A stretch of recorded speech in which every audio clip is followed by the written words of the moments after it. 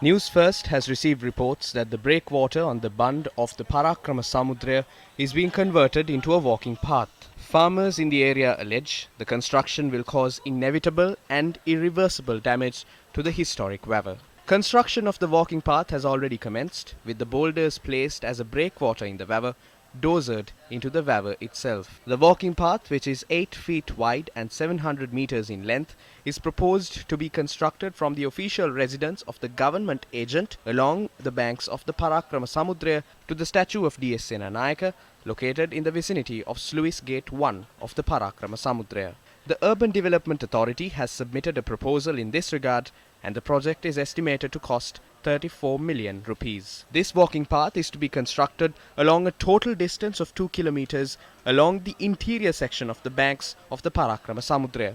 Newsfirst correspondents captured footage of a backhoe pushing the boulders along the banks of the Parakrama Samudra into the river in order to flatten the area. The mammoth 116,000 acre-feet body of water the river holds is protected by its well-preserved bank, with area residents pointing out that even during seasons with higher wind speeds, the banks hold strong against aggressive currents. Area residents further added when heavy floods hit the area in 2013, the banks of the river were at risk, but sandbags were placed against the bank in an attempt to protect them. Against such a backdrop, they question authorities as to why the banks of the river are being destroyed for the construction of a walking path. When Newsfirst contacted the chairman of the Parakrama Samudra Agrarian Organization, he said that they had strongly opposed the project, but the project continued amid strong opposition. Thereafter, Newsfirst contacted the Director of Irrigation of Polonnaruwa Zone,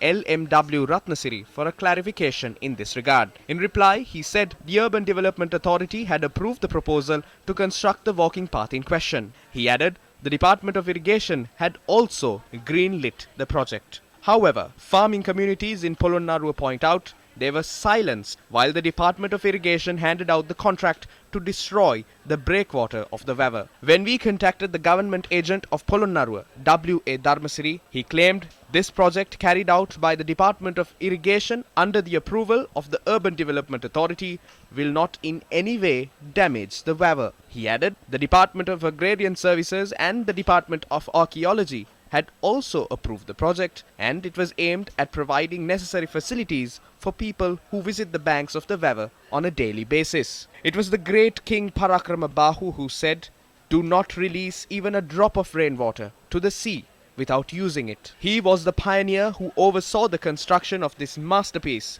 known as the Parakrama Mahasamudra. The very name of the river can be attributed to the fact that although a man-made river, it resembles the vastness of a great ocean. The banks of any river preserves and holds in place the invaluable body of water it possesses. Constructing a walking path at the cost of a timeless reminder of the ingenuity and technological prowess of our ancestors is not only an insult to their memory, but also deprives posterity from reveling in its beauty and sophistication.